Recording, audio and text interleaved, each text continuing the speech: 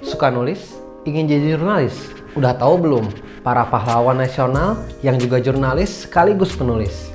Ini dia 7 orang pahlawan nasional yang berprofesi juga sebagai jurnalis. Yang pertama adalah Muhammad Hatta.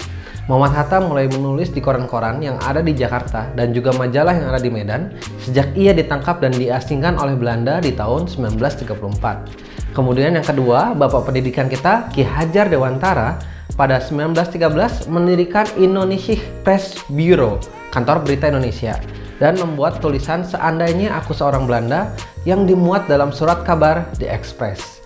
Kemudian ada Tirto Adi Suryo.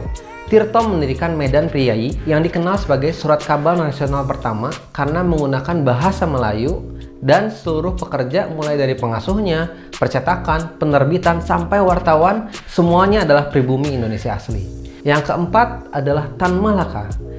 Ketika Indonesia masih dijajah oleh Belanda, Tan Malaka mengamati dan juga memahami penderitaan dan keterbelakangan hidup pribumi di Sumatera. Ia juga sering menulisnya di media massa. Salah satu karya beliau berjudul Tanah Orang Miskin. Yang kelima adalah Abdul Malik Karim Amrullah, atau lebih kita kenal sebagai Buya Hamka. Beliau adalah Ketua Majelis Ulama Indonesia (MUI) yang pertama dan juga dikenal sebagai tokoh Masyumi dan ulama Muhammadiyah. Beberapa karya Buya Hamka masih dicetak ulang sampai sekarang dan dikaji terus. Seperti contohnya adalah Di Bawah Lindungan Ka'bah, Tenggelamnya Kapal Van der Wijk, Merantau ke Delhi, dan berbagai karya lainnya. Kemudian ada Cipto Mangunkusumo.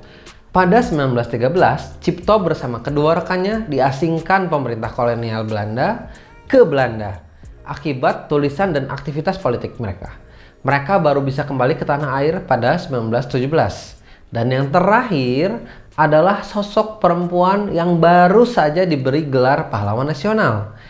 Ia mendirikan surat kabar yang bernama Sunting Melayu pada 1912. Nah, tokoh yang satu ini bahasanya nggak cukup di video singkat ini. Jadi nanti simak di YouTube Render Studio ya.